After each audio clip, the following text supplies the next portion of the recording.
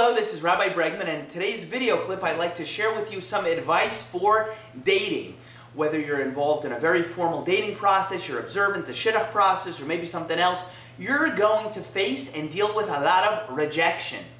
Okay? You're out there, you're dating, you're meeting people, you're going to meet people along the way. They don't want to go out with you, and they're going to say no. They're going to say no to you before you go out, for seemingly trivial reasons, or for seemingly no reason at all. And when you're going and you're getting excited, you think it's going somewhere, people are going to say no to you for no reason at all, or so it'll seem.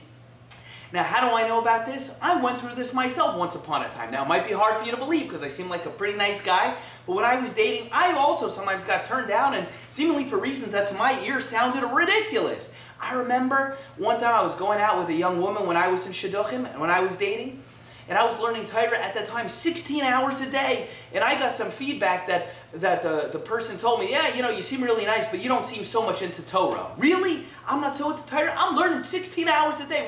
I'm not into Torah. Are you kidding me? But that's what the person said. Another time, I'm very into children. I love children. I love my children. I really love children. Person said to me, the feedback I got from the shotgun was, well, it seems like you seem like a very nice young man, but this young lady didn't think you'd be so into children. Really? I'm not so into children? So I want to give you some important words that you have to take to heart if you're going to survive the dating process, okay? The first one is not really a word, it's a sound. It kind of goes like this. It goes, psh, okay? Sometimes you could follow it up with whatever, and you always have to follow it up with this one, next, okay? Because you'll meet people along the way who will reject you or say no to you for whatever, and you have to get used to it. If you don't say it verbally out loud, you could say it to yourself inside, psh, whatever. Really? That's what they said? Next. You have to learn in dating, you have to develop a tough skin, some thick skin, and you have to be able to hear whatever people say and just keep going. Okay? People who get to the chuppah, people who get to the marriage canopy, people who end up getting married are people who are able to hear the rejections of people along the way for good reasons or seemingly ridiculous reasons, and they're able to go next, psh, whatever, just keep going. And something that makes that a lot easier is not only developing tough skin, thick skin, but you have to understand that your feelings of self-worth cannot be based upon what other people think about you. I believed in myself. I knew what I had to offer when I was in shidduchim back once upon a time, and I knew that if the other person I'm sitting across from doesn't recognize it, well, that's okay, just not meant to be. It's not b'shered. It's not going to happen.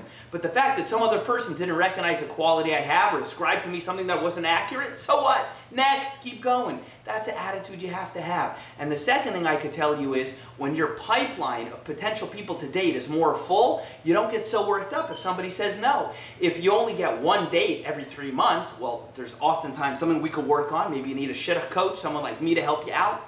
But if you're only getting one date every 3 months, person says no for seemingly something arbitrary, you take it to heart. Say, oh, well, now what? I'm going to sit at home for 3 months waiting for the phone to ring?